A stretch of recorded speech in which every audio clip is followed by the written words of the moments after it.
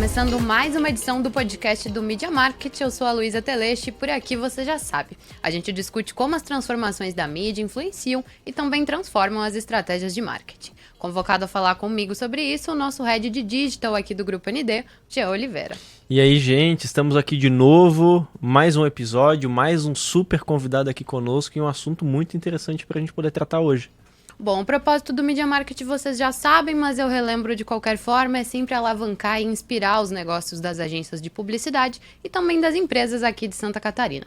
Eu gosto de dizer que nós somos uma espécie de facilitador para quem está precisando planejar mídia, quer anunciar e não sabe qual a melhor alternativa.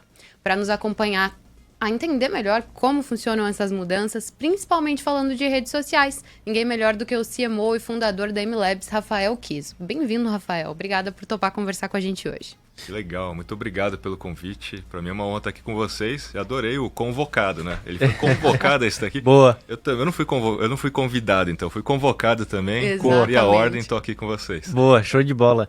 E, Rafael, assim, primeira pergunta para embalar aqui o nosso papo de hoje. As redes sociais, elas foram construídas para ser um ambiente social, de troca, de acompanhar amigos, familiares, pessoas se relacionando de maneira social. E a gente sabe que aonde tem gente, aonde tem atenção, tem marca, tem publicidade. E no passado a gente tinha muita discussão, né? Como que a marca ela vai se inserir nesse contexto, como que ela se relaciona, ela vai ser flexível a ponto de ter a mesma linguagem que a rede social pede, como que funciona essa troca e essa interação da marca dentro das redes sociais, e a gente vê que ao longo dos últimos anos teve uma adaptação e um entendimento das marcas de como se portar nas redes sociais. Como que está o momento atual hoje? As marcas aprenderam a trabalhar e a interagir nas redes sociais com seus consumidores? Uma excelente pergunta, e acho que a gente tem duas versões dessa história de que as marcas aprenderam ou não. Tem a versão das grandes marcas, e muitas delas estão sim aprendendo e já entraram em fazer conteúdo always on, que é esse conteúdo diário, junto com creators e tudo mais. Mas a grande massa de marcas ainda não entendeu o jogo, ainda está fazendo panfletagem digital, ainda entra nas mídias sociais transformando seus posts em meros flyers que você entrega por aí. Sim. E de fato essa plataforma não é uma plataforma simpática à propaganda ostensiva. Né? Como você bem colocou, as pessoas entram nas mídias sociais para se relacionar com outras pessoas, principalmente familiares, amigos, mas também para procurar novidades, procurar produtos. Elas querem também ver produtos, mas isso não significa ver propaganda. Sim. Em primeiro lugar, quando elas vão procurar produtos nas mídias sociais, elas querem ver os reviews, as avaliações de outros consumidores, as conversas que já existem em torno daqueles produtos. Os depoimentos. E aí, enquanto marca, você tem que entender que a ideia é você entrar naquela conversa, no diálogo, e não empurrando alguma coisa, e sim conversando. É mais conversação antes da conversão, basicamente é isso, né? Sim. Então, eu entendo que sim, grandes marcas já entenderam, porque elas já estão ali há algum tempo, testando, Errando investindo, e aprendendo. Agora, nos últimos 2 anos, a gente teve uma injeção muito grande de novos negócios que não estavam, de fato, no digital, né? E esses aí já entraram assim, tentando simplesmente colocar propaganda, fazendo panfletagem e não tem resultados. E muitos já reclamam, né? Esse negócio não funciona. Sim. Mas não funciona Sim. porque você não entendeu a dinâmica daquele ambiente. E como se relacionar, né? E aí, inclusive, quando a gente fala em saber se relacionar e se conectar com o nosso público-alvo, a gente está falando de ter uma personalidade ali dentro, né? De ter uma comunicação clara, transparente. Só que ao mesmo tempo que a rede social pede uma personalidade, um comportamento genuíno e ter uma característica ali da marca se relacionando comigo e tendo assim, uma personalidade própria, ao mesmo tempo a gente tem os cancelamentos, né? Assim, a gente tem essa preocupação da marca se expor demais e ao mesmo tempo eventualmente criar algum tipo de situação ali negativa para a marca. Como que tu vê isso? Até que ponto que a marca tem que se relacionar com a linguagem de redes sociais, até que ponto ela tem que ser um pouquinho mais formal, ou não, ou tá tudo certo, faz parte do papel se expor. Como que funciona essa... Diversas pesquisas que eu já postei, inclusive, ali no meu Instagram, provam que as pessoas querem que as marcas se posicionem. Então, esse é um primeiro fato, né? Não dá para ficar em cima do muro, porque elas querem se identificar através das marcas. o ser humano ele vive em tribos, né? Então ele precisa se identificar através das tribos. As tribos modernas são as marcas. A galera da Apple, a galera do Android, a galera do CrossFit, a galera da musculação. Sim. Né? Então, assim, as marcas definem muito a identidade das pessoas na sociedade. E elas querem, de fato, se identificar. Então, as bandeiras de cada marca são importantes. A cultura, os valores. Isso ser passado através dos conteúdos é super importante. Mas mais importante ainda é isso ser transmitido através da liderança daquele negócio. Porque a gente volta na primeira questão. Mídia social é sobre pessoas. Então, assim, não é uma marca, uma instituição. É esperado também que os líderes estejam nas mídias sociais criando conteúdo ali para dialogar com transparência. Inclusive, tem uma pesquisa que mostra que marcas cujos líderes postam nas mídias sociais são percebidas 23% mais positiva. Em algumas categorias, 3/4 dos executivos são percebidos de forma mais confiáveis do que aqueles executivos que não postam. Né? Mas tudo porque há essa expectativa. E a única coisa que a gente pode ter certeza absoluta é que todos os negócios e as marcas estão na iminência de serem canceladas. Isso é fato. Se fato, tá respirando, cara. pode ser cancelado. Fato. Então, quando você entende isso e incorpora isso, você fica um pouco mais tranquilo com relação a essa hipótese. Porque vai acontecer em menor ou maior tempo. E também pra gente que trabalha com isso é uma linha muito tênue, né? Porque até que ponto o cancelamento é de fato negativo? Porque gera toda uma mídia... Engajamento. Eu posso citar um caso, que foi o caso da Natura com o Dia dos Pais, que pegou a Tammy Gretchen como protagonista. Nossa, eu pai. lembro disso. Então, um grupo veio para cancelar a marca.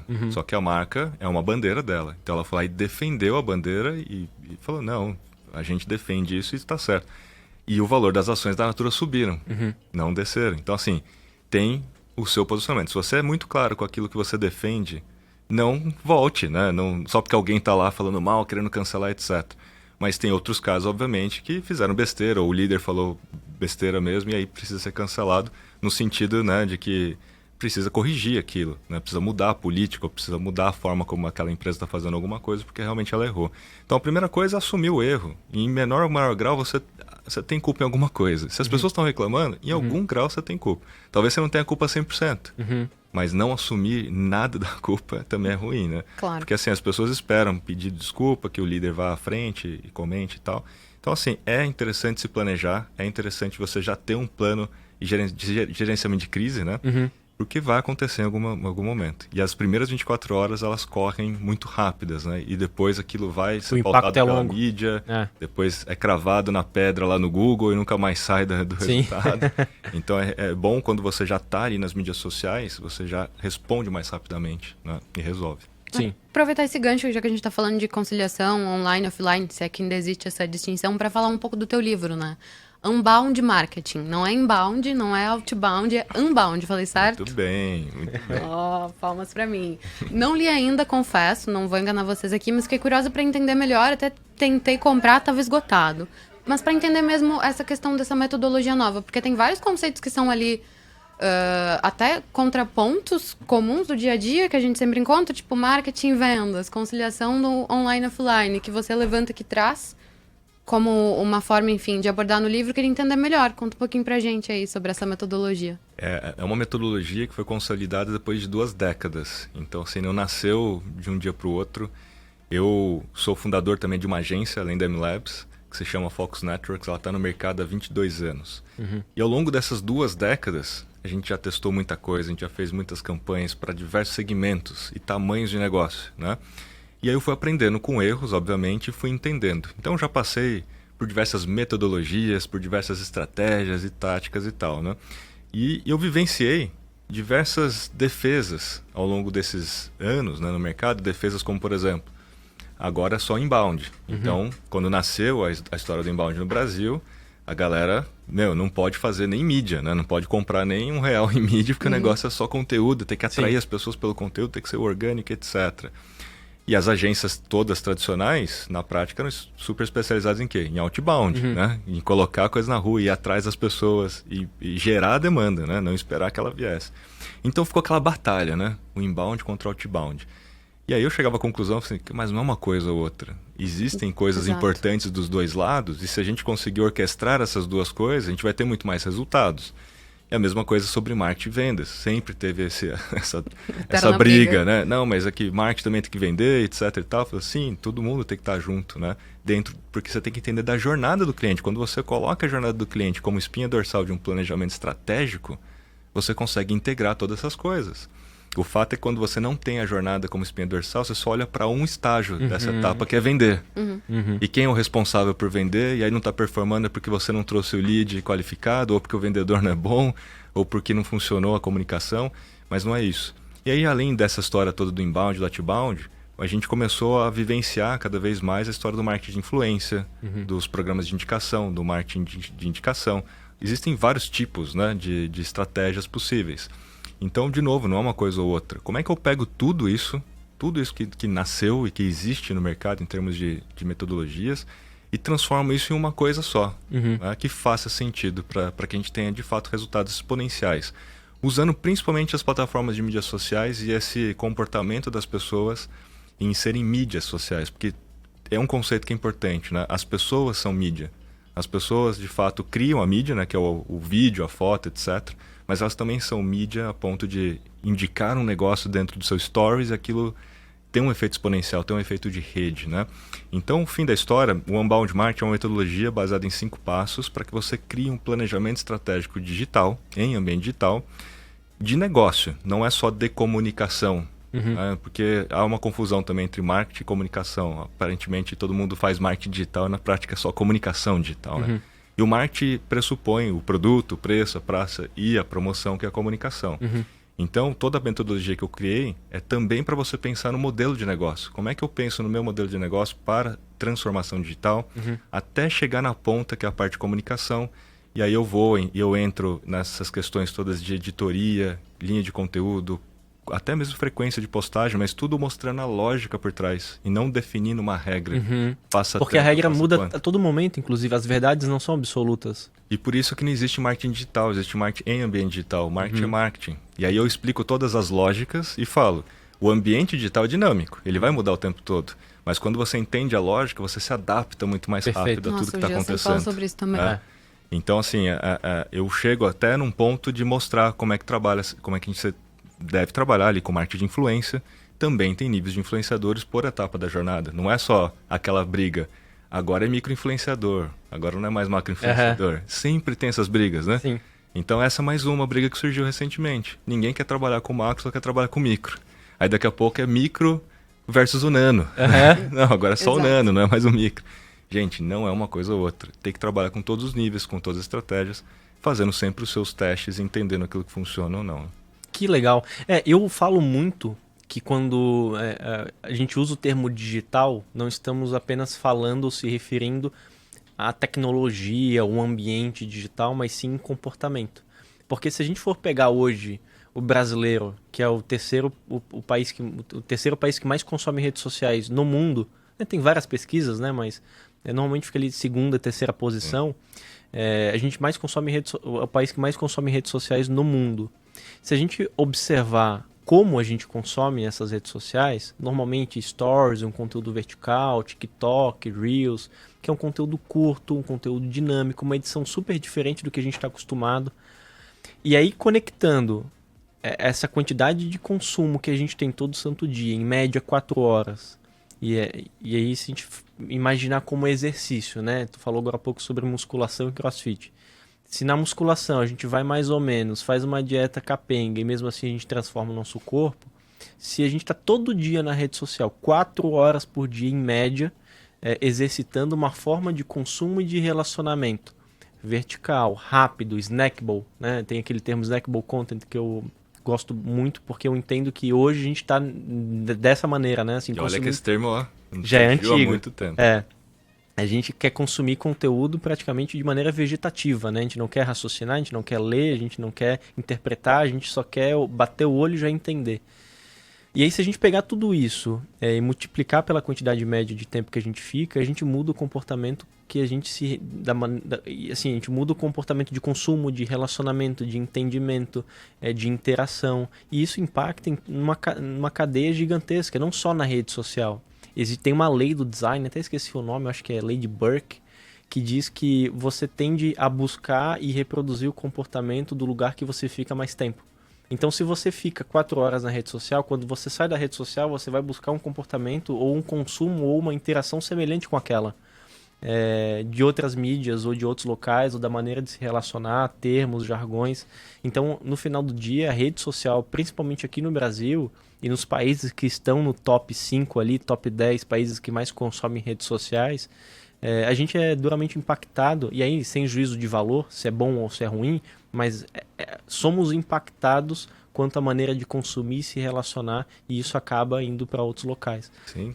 O que você acha disso? Todos os estudos que eu já tive acesso, eu, a Marta Gabriel, a gente discute muito, inclusive, até para escrever os livros, né, provam que o comportamento da sociedade é moldado pela tecnologia e não o contrário. Então, como você bem colocou, hoje o fato da gente ter o WhatsApp e ter as redes sociais e ter um vídeo on demand no Netflix fez com que a gente se tornasse mais imediatista. Sim. Então a gente mandou uma mensagem no WhatsApp, se ninguém responder em instantâneo, 10 segundos, e você falou, tá me ignorando, o que aconteceu, né? E não faz muito tempo que a gente mandava carta, né? E esperava semanas para ser respondido. Então, assim, tudo isso vai moldando, de fato, o nosso comportamento. Quando a gente olha para a questão mesmo da própria internet, né? E aí dando dados, 77% da população conectada do Brasil já procura informações sobre produto, serviço e marca na internet antes de entrar em contato, comprar ou visitar uma loja física. Sim. Né? E 63% dessa galera faz isso em primeira instância nas mídias sociais, depois no Google. Então, pela primeira vez, a mídia social está sendo mais usada do que o Google para procurar informações sobre o produto. Né? Saiu, inclusive, matéria. O TikTok está sendo mais usado pelos jovens para busca do que o próprio Google. Eu vi. Então, assim, é um fenômeno criado pela própria tecnologia. E, novamente, o que elas estão querendo buscar não é a propaganda, não é nem o perfil oficial daquela marca. Elas estão querendo olhar as conversas que giram em torno daquele produto para ver se aquilo é confiável, para que a autenticidade daquilo, né? Então, é esse tipo de coisa que as marcas precisam entender. O comportamento está mudando. A forma de tomar uma decisão para consumo está mudando. A gente mais descobre, inclusive, produtos do que busca, concorda? A gente acorda hoje, vai para a mídia social, a gente descobre mais coisas do que ficar buscando.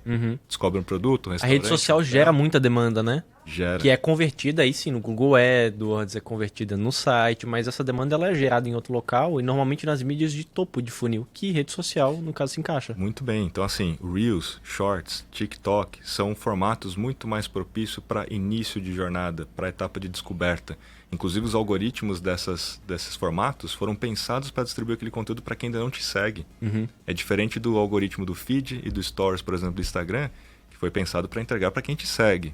E o Stories ainda, dentre quem te segue, os mais engajados. E por isso que o alcance lá é menor, mas é relativamente menor, mas assim, são as pessoas em tese mais quentes, mais qualificadas, que interagiram com você nos últimos 7 dias.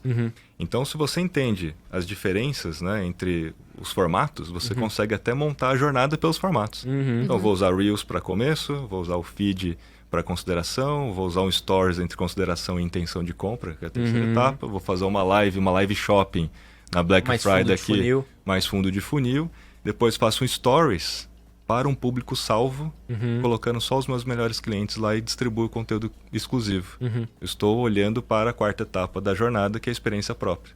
Que a galera esquece, né? Todo mundo pensa na jornada como se fosse funil de vendas. E é diferente, né? Existe funil de vendas, funil de marketing e a jornada do cliente. Sim. A jornada tem as 2 últimas etapas, que é a experiência própria e a experiência compartilhada. É quando aquele cliente, né, comprou alguma coisa, tinha uma expectativa. Será que essa expectativa foi correspondida ou não? É a experiência própria, a primeira impressão. E depois, se realmente a coisa foi legal, a experiência foi positiva, houve uma recompra, essa pessoa vai compartilhar aquela experiência em algum momento, vai indicar aquele negócio em algum momento. Essa última etapa é muito importante, né? E no meu livro da Unbound Marketing eu bato muito em cima disso. É sobre como você transforma o seu cliente em promotor do seu negócio, em nano-influenciador. Falando de influenciadores, né? Sim. Como você transforma o seu próprio cliente em nano-influenciador. Porque o conteúdo criado pelo seu cliente tem um poder de influência 8,7 vezes maior do que um post de um macro-influenciador. Para decisão de compra. Né? Então, assim, as mídias sociais hoje, sem dúvida nenhuma, são os protagonistas hoje na influência de consumo, não tenha dúvida disso. Que legal. E a gente aqui, né, somos da área digital aqui do Grupo ND e, por consequência, a gente tem que ficar acompanhando o que tem de tendência, reports e por aí vai. E sempre se repete todo ano das tendências de redes sociais, né? O que a gente vê lá fora, pelo menos, é o live commerce e o social commerce. Eu confesso que eu nunca fiz uma compra pela rede social, quer dizer, óbvio, nunca fiz uma compra dentro da rede social ou nem após estar assistindo lives, nem nada. A rede social, naturalmente, ela me apresenta produtos, ela me provoca e aí eu saio de lá e faço algum tipo de compra. Será que a interpretação desses reports está equivocada ou vai chegar em algum momento? O que é esse social e esse live commerce? Ela não está equivocada, é porque aqui no Brasil ainda não tem um checkout nativo nas plataformas. Então você é obrigado a sair dali para comprar de fato no e-commerce. Né? Mas na China, onde é o principal mercado que live commerce já pegou há muitos anos, inclusive, é um fenômeno absoluto. Inclusive para pessoas que não têm condições de ter um e-commerce. A gente está falando de agricultores, por exemplo, fazendo lives mostrando a sua horta e colhendo Nossa, mas morango. Então é outro público do que eu tinha imaginado, porque a gente vê um pouco aqui mais lojas femininas, né? Das meninas entram na live, mostram aquele produto e aí o pessoal fica demonstrando interesse. É bem aquilo que tu disse, falta uma integração. Daí fica aquela coisa de, me chama. Essa galera existe também. É que eu tô dando um exemplo mais lá embaixo, que é para entender o quanto que eles já estão maduros em live lá na China. Que até o agricultor tem dois celulares transmitindo ao vivo. E ele já tem o catálogo de produto, ele tá colhendo morango fresquinho, fala, você quer comprar esse morango? Então, assim... Que bizarro. Eles não sabem fazer um e-commerce, até porque é muito mais complexo, né? Você criar um site, um e-commerce e tal, mas a Gateway, frete. Exatamente. Né? Mas agora, fazer uma live pelo Douyin, né? Que é o TikTok lá, inclusive o TikTok lá é a maior plataforma já de live shopping da China. Ah, é? Tem o Alibaba... Tem número de... Eu não tenho o número de cabeça aqui. Tem o Alibaba, que tem o Taobao Live, que é uma plataforma de live para os lojistas do Alibaba. É como se fosse o Mercado Livre criando um sistema de live para os lojistas, né? Sim. E tem o próprio TikTok, que todo mundo pode ir lá e fazer uma live. Então, assim, já é um fenômeno lá. E você pode integrar catálogos e e-commerce. Aqui no Brasil, o TikTok já liberou a integração com as principais plataformas de e-commerce. Tá? Então, assim, já no Brasil... já há os indícios dos primeiros passos. Então você já consegue integrar um catálogo, fazer um anúncio que leva já para uma página dentro do TikTok que mostra um produto. Né? Mas o checkout nativo ainda não, por uma série de burocracias aí do Brasil. Né? Mas vai chegar, pode ter certeza. E o Facebook estava trabalhando, inclusive, numa criptomoeda para tentar aproveitar essa onda e facilitar, mas desistiu já da história, então a gente não sabe muito bem para o caminho que vai.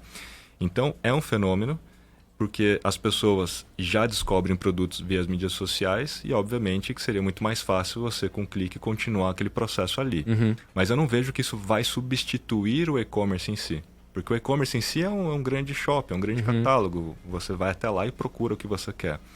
A live shopping, o live e-commerce, ele vai ser muito bom para lançamentos, promoções.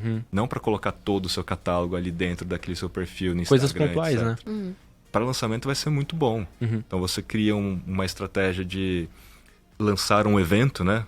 Para as pessoas criarem um lembrete, aí você gera uma antecipação, aí você já vê o interesse das pessoas, fica reforçando que tal data vai ter a live, aí na data você abre a live, aí tem toda a técnica de manter e reter as pessoas, dar um benefício para quem fica até o final, interagir com as pessoas.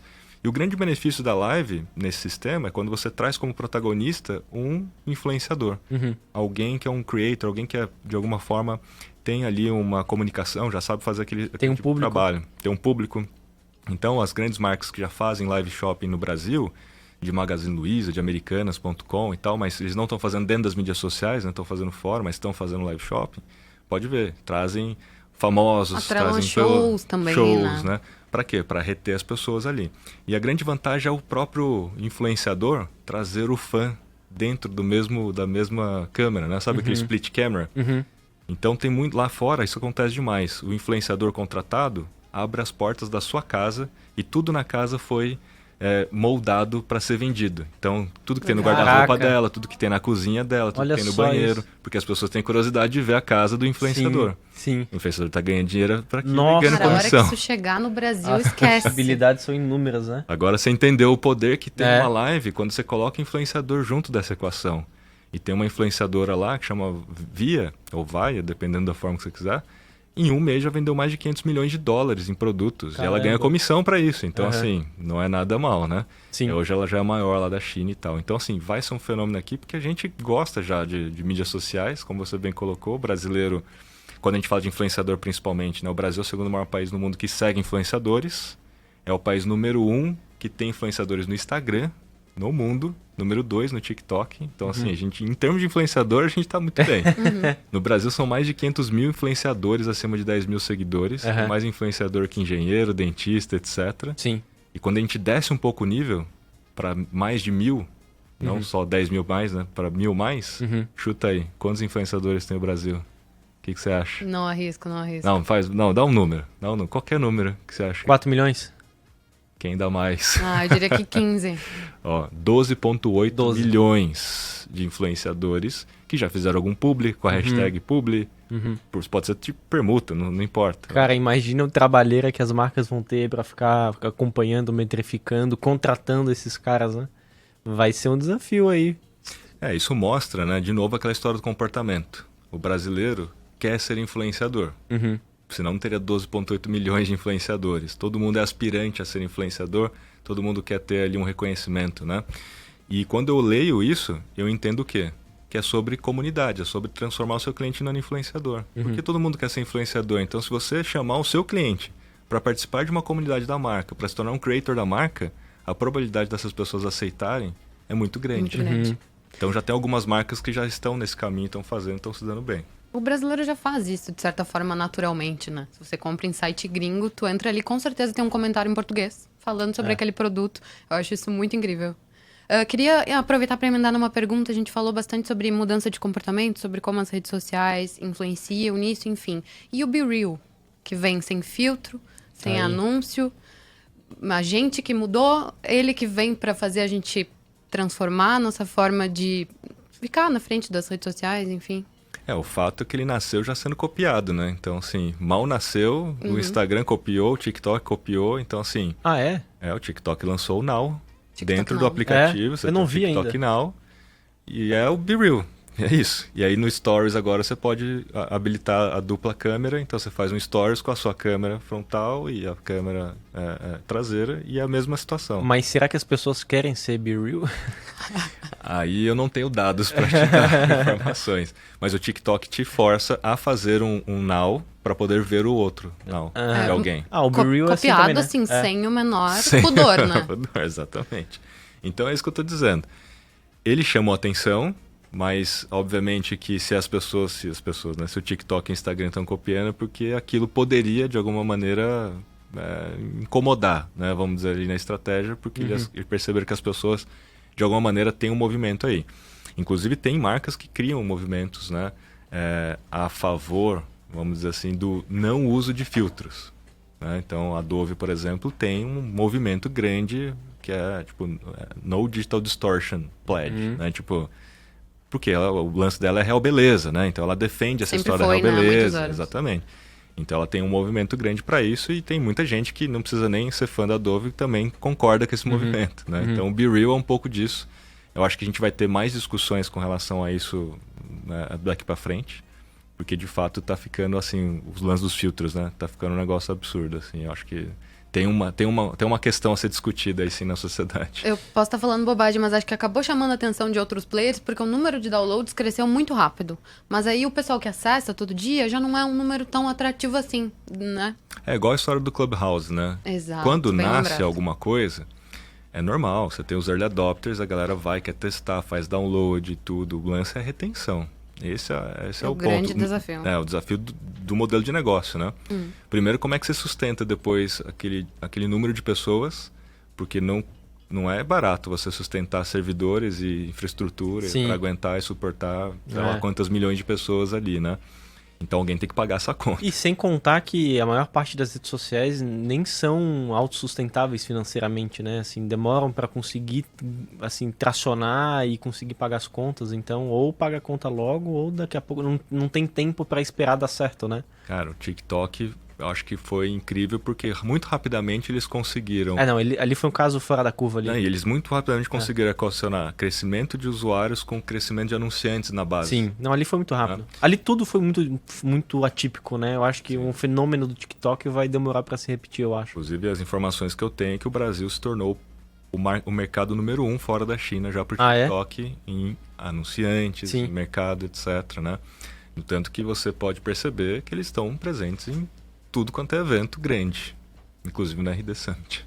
Inclusive na televisão, né? Inclusive a gente que televisão. trabalha nesse meio acaba acompanhando mais, que era uma coisa que a gente não imaginava. E como que a marca pode se fazer presente no TikTok? Porque no começo, assim, óbvio, tem um creator que pode estar associado à marca ali, mas pro pequeno, pro médio, que não tem acesso a eventualmente um influenciador, ou talvez até tenha, quem sabe vale a pena desmistificar, porque o nano, o micro não é tão caro assim. Mas como que a marca pode estar presente no TikTok de maneira assertiva? Tem duas formas legais, né? Primeiro, a própria marca se tornando um creator.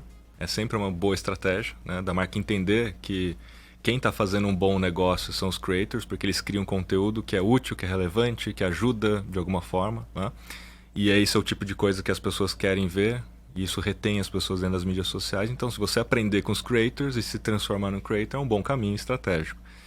O segundo é usando, de fato, os próprios creators. Você fala assim, cara, eu não tenho aptidão para ser um creator e não tem ninguém na minha empresa que tenha essa aptidão, você pode contratar. E o TikTok facilitou esse processo. Eles criaram o Creators Marketplace. Então, você pode submeter uma proposta, uma campanha, e os próprios creators aderem ou não. Olha só. Né? E os micros mesmo, os micros. Está disponível no Brasil? Está disponível no Brasil. Tem muita gente já postando e mostrando os ganhos que estão tendo por mês, né? Porque eles estão aderindo às campanhas das marcas, né? Então, a diferença do TikTok é que o TikTok, ele de fato incentiva o trabalho com creators. Eles têm, inclusive, dentro do sistema de mídia deles, um modelo de branded mission. Então, você pode criar uma missão patrocinada para gerar o tal do UGC, User Generated Content. Você cria uma missão e as pessoas aderem ou não à missão e você tem uma enxurrada de posts criados por pessoas reais, testando ou falando daquele negócio, ou entrando na sua trend. Sensacional, né? como se fosse um desafio, assim. Como se fosse um desafio, uma trend. E aí você tem à disposição um monte de vídeos para escolher um desses vídeos e colocar mais dinheiro em mídia para impulsionar aquilo para alcançar mais pessoas. Então é a publicidade nativa. Você criou um comercial sem fazer alguma coisa que tenha cara de comercial, porque é uma pessoa que fez, isso tem uma aderência muito maior e não tem aquela...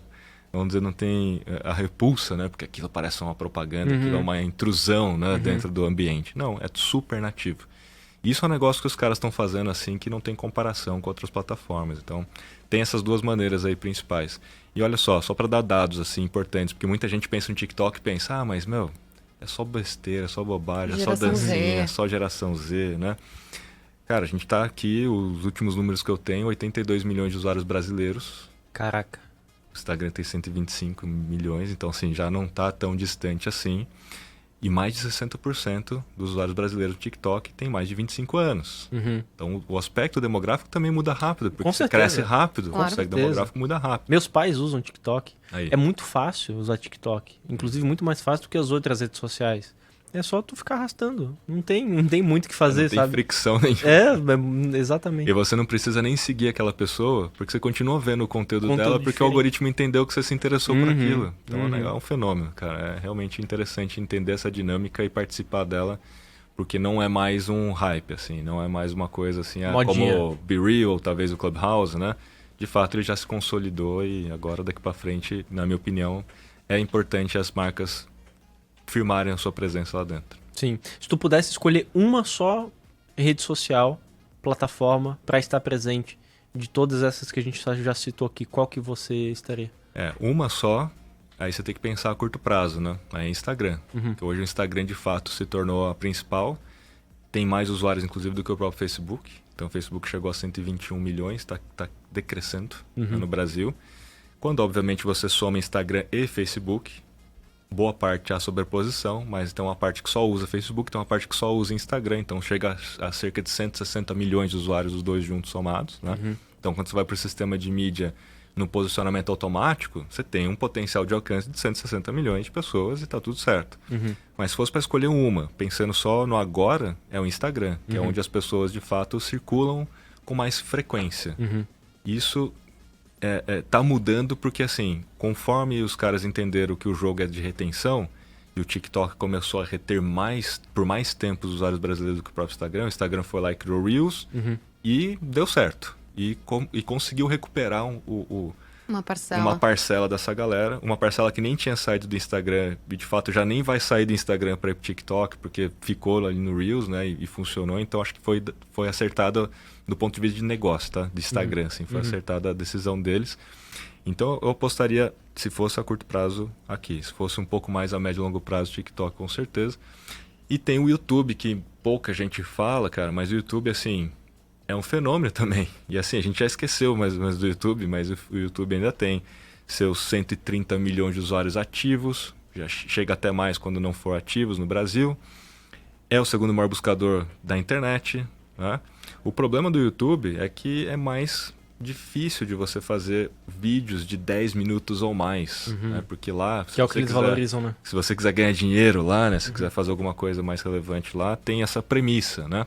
O Shorts ajuda, só que o Shorts lá, ele é muito mais estratégico para você levar alguém para o seu canal e para assistir os vídeos mais longos, né? Então, assim, só que o YouTube é conteúdo evergreen, né? Aquele conteúdo assim, se você pensar, né, e desenvolver um conteúdo para buscador, né, tal do SEO, etc., puxa, você ganha audiência ao longo do tempo, ao longo dos anos.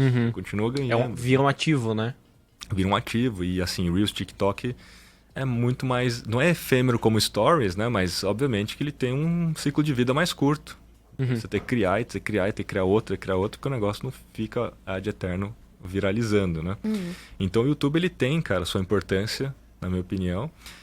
Mas é mais complicado de desenvolver para lá. É muito mais fácil pegar a câmera e fazer um Reels, fazer um TikTok, fazer um Stories. Então isso facilitou o processo de criação de vídeo, né? Acho que quebrou um grande paradigma, inclusive, de criar vídeos para redes sociais. Então essas redes têm mérito, né? Com certeza, concordo. Eu vejo que você é especialista em planejamento estratégico de mídia. A gente também fala muito sobre planejamento aqui. Queria saber se tem alguma dica para passar para nossa audiência relacionada a isso. Ó, a principal dica e que muda o jogo quando a galera entende a lógica sobre frequência de mídia. Frequência de impactos, frequência de vezes que você aparece para a mesma pessoa. Né? E por que muda o jogo? Porque tanto na mídia social, quando a gente fala de mídia lá dentro do Facebook e do Instagram, quanto fora, né? Para dentro, existe um departamento de pesquisa do Facebook chamado Facebook IQ.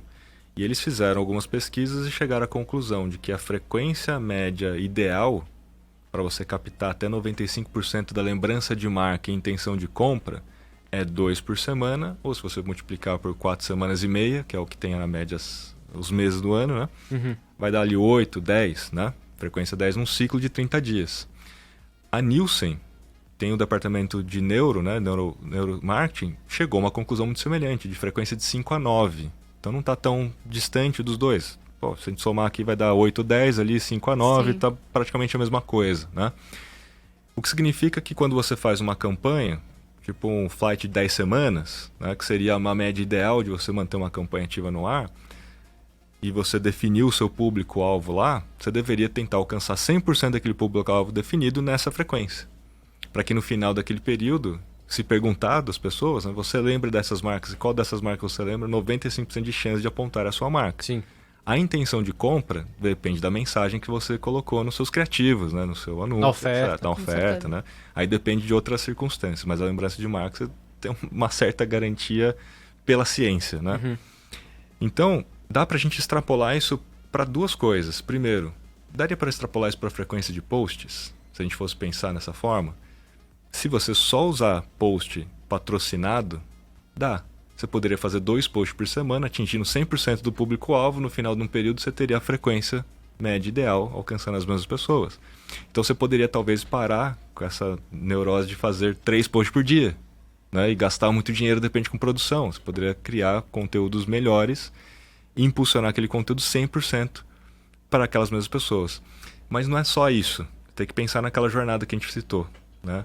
E pensando na jornada, baseada em 5 passos: descoberta, consideração, compra, experiência própria, experiência compartilhada, existe um tipo de conteúdo específico para cada etapa. Então, lá no começo, um Reels, TikTok e Shorts é melhor.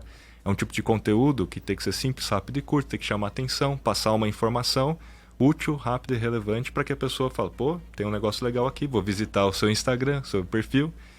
E ela vai olhar aquele seu perfil, vai ver se tem mais conteúdos parecidos com aquele. Então ela vai estar na etapa de consideração, passa a te seguir. Na hora que ela te segue, você tem a opção de aumentar a frequência. Então eu não aumentaria a frequência simplesmente em uma única etapa.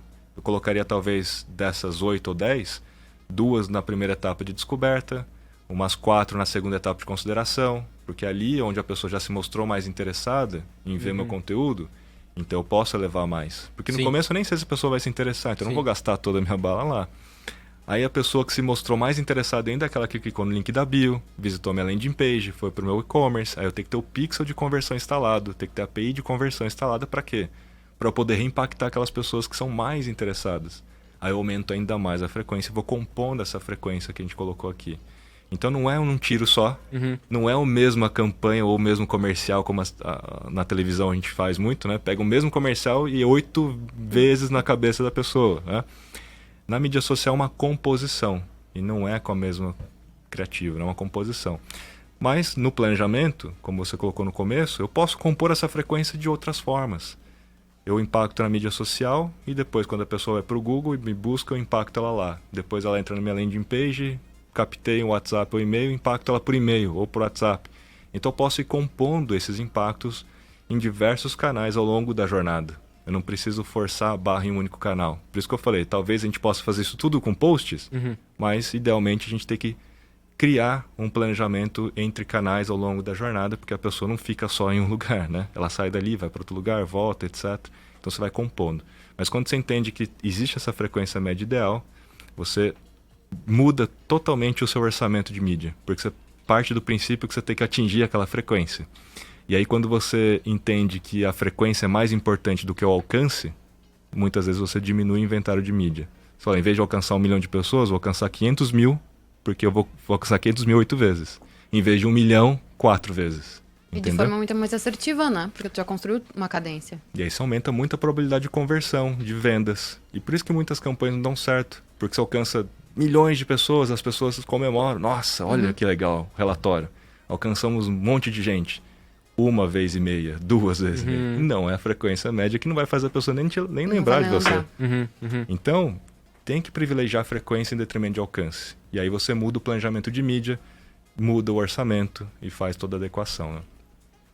E até assim, alinhado a isso, o Google há 2 anos lançou o estudo Mass Middle, que dá conta de entender essa jornada confusa de compra do consumidor, tendo em vista a fragmentação dessa jornada, a atenção, etc. Então faz todo sentido essa cadência mínima para poder ter essa lembrança de marca e essa consideração, né? Porque no estudo do Google ficou muito claro que são 2 momentos. O momento de exploração e o momento de avaliação.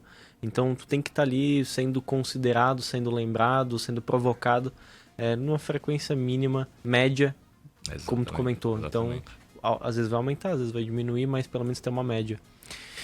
Falando em rede social ainda, o Facebook mudou o nome, né, para Meta, o grupo, né, o empresarial que é dono do Facebook.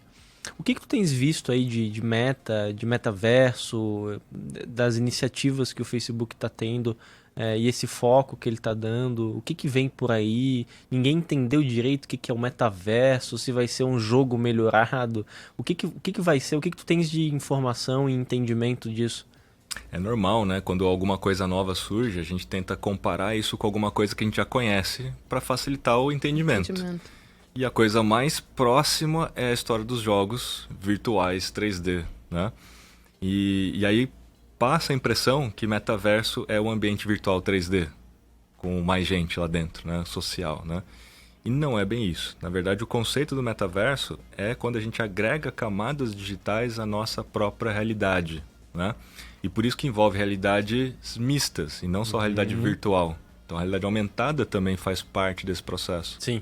Então, conforme a gente vai passando de um modo offline para o online, do online para o on-life, ou seja, a gente para de perceber a distinção entre on e off, porque a gente tem tanta coisa conectada ao mesmo tempo que a gente passa a não perceber mais que estamos conectados, porque aquilo é como o ar que a gente respira, é algo muito natural, né? Sim.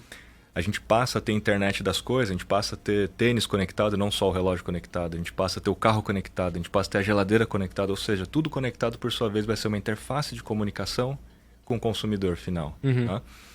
A gente passa a ter uma realidade aumentada naturalmente. Porque tudo é uma camada nova digital nas nossas vidas, que está transformando a nossa vida numa vida talvez mais produtiva, mais inteligente, então as smart cities, né?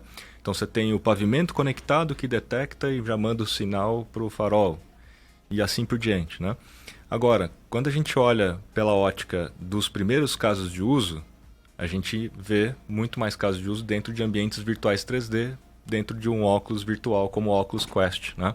Que agora virou Meta Quest, transformaram o nome também, que é o que está mais à frente do tempo nesse sentido de aplicação mesmo real, né?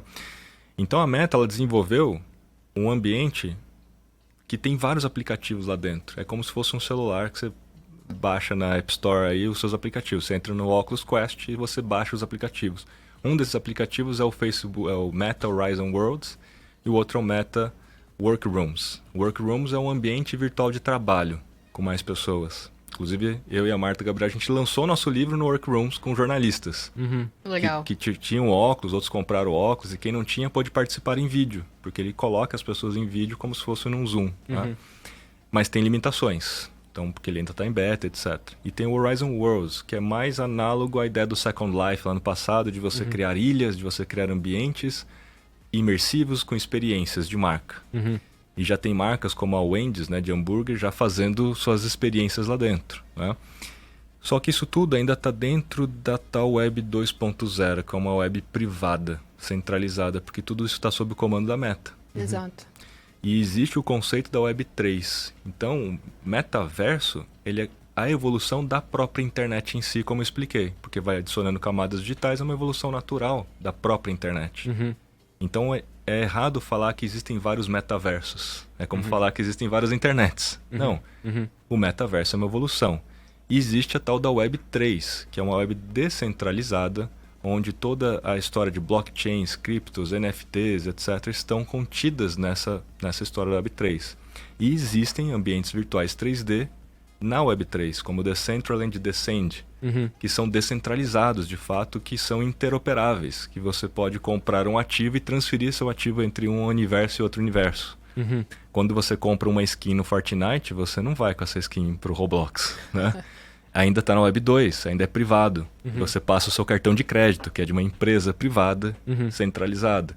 Na Web 3, você compra um ativo digital com uma criptomoeda, que está numa blockchain, num ambiente descentralizado, onde as pessoas fazem a governança daquilo e não uma instituição. Então, é diferente desse sistema. E, portanto, vai existir uma coisa e a outra. De novo, aquela história, né? Não é uma coisa ou outra, vai existir as duas coisas. Vão existir as empresas privadas, vão existir as empresas descentralizadas e está tudo certo. Então, nessa estrutura toda do que vem por aí, e várias marcas já estão fazendo testes, né?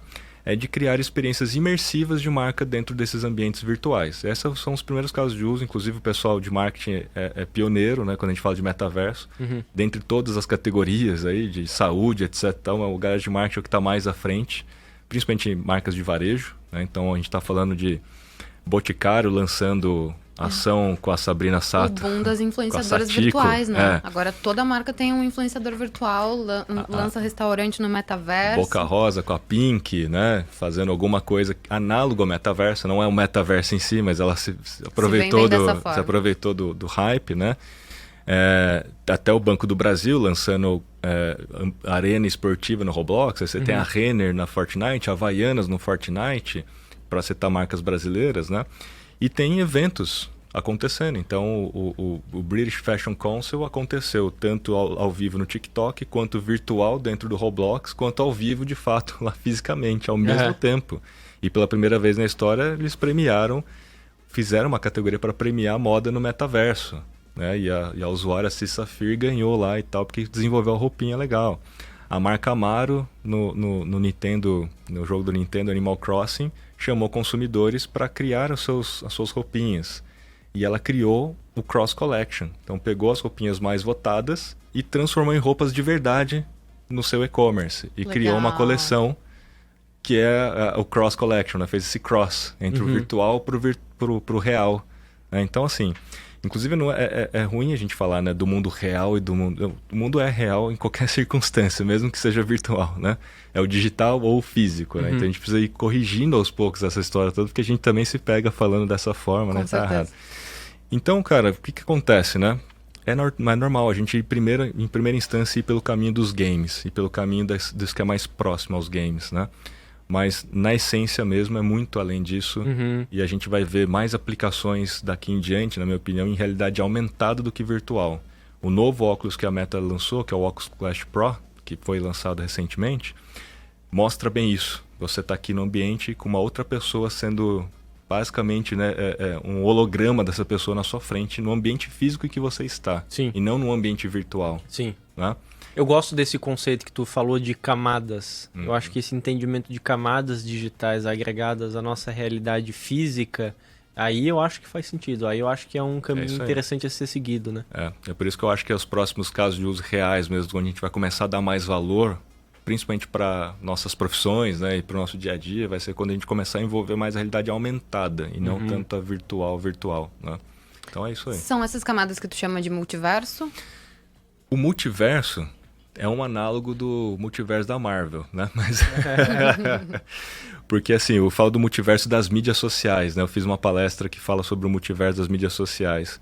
É porque as mídias sociais vêm agregando universos distintos que até então não eram das plataformas de mídias sociais. Por exemplo, tudo começou como rede social, que é diferente, né? Rede social e mídia social são duas coisas e uma está contida na outra, né? Rede social existe desde que a gente tem fogo, as pessoas se reúnem e em torno de alguma coisa, em torno de um interesse em comum, se reúne pessoas.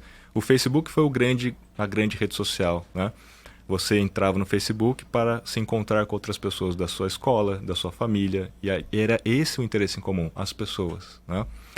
Agora, a partir do momento que a gente tem um Pinterest, a gente tem um TikTok, não é sobre você entrar lá para se relacionar com a outra pessoa que você conhece, que você tem alguma afinidade. Não, você vai lá pela mídia criada por uma pessoa. Portanto, a mídia social. Você nem segue a pessoa, e não te importa tanto quem é a pessoa, né? Você vai no Pinterest para procurar inspiração, não importa quem é a pessoa. Mas aquela mídia foi criada por uma pessoa e que está dentro de um ambiente que tem um efeito de rede, que é esse efeito de distribuição exponencial e nesse sistema de rede. Por isso são mídias sociais, são plataformas de mídias sociais. Então o TikTok não é uma rede social, o TikTok é uma plataforma de mídia social. Dada essa parte um pouco teórica, né, a gente entende então que tudo começou como rede social, evoluiu para começar a agregar um universo de entretenimento. Então veja que o TikTok se posiciona inclusive como um app de entretenimento. A gente agrega mais um universo, que é o universo de e-commerce, portanto, social commerce, live commerce e tudo mais. Não eram desse universo primário aqui, né?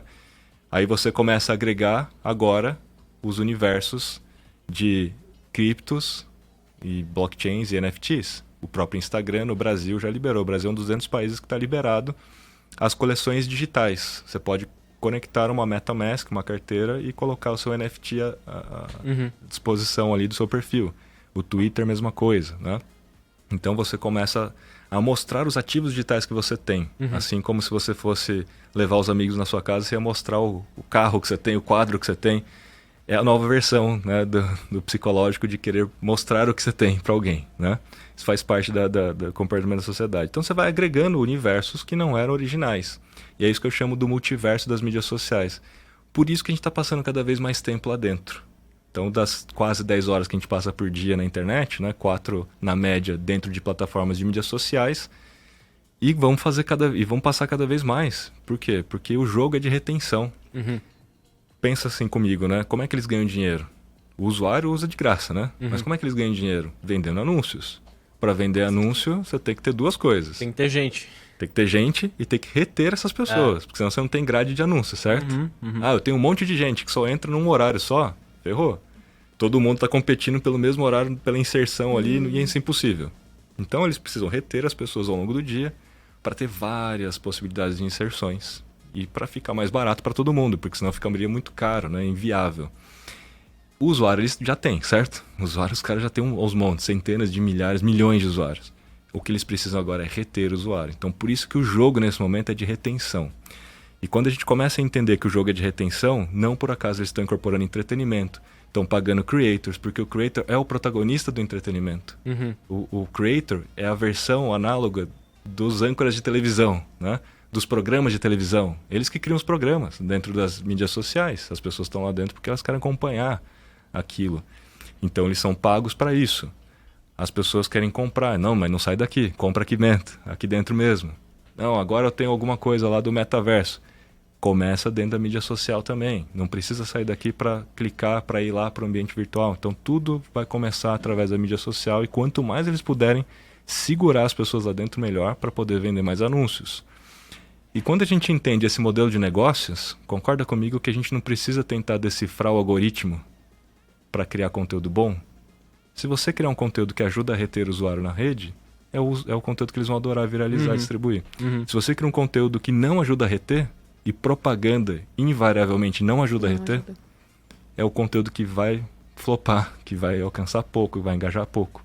E por isso que tem que saber desse jogo para você criar publicidade nativa, criar conteúdo. Os brandeds, né? Assim, saber envelopar um interesse de marca com o conteúdo do cara que está ali na rede social. Esse é um baita desafio, inclusive para as marcas, né? De produzir esse conteúdo relevante e útil e ao mesmo tempo se associar com algum produto dela, algum serviço, alguma coisa do tipo, né? Por isso que é bom, né, você trabalhar com creators, né?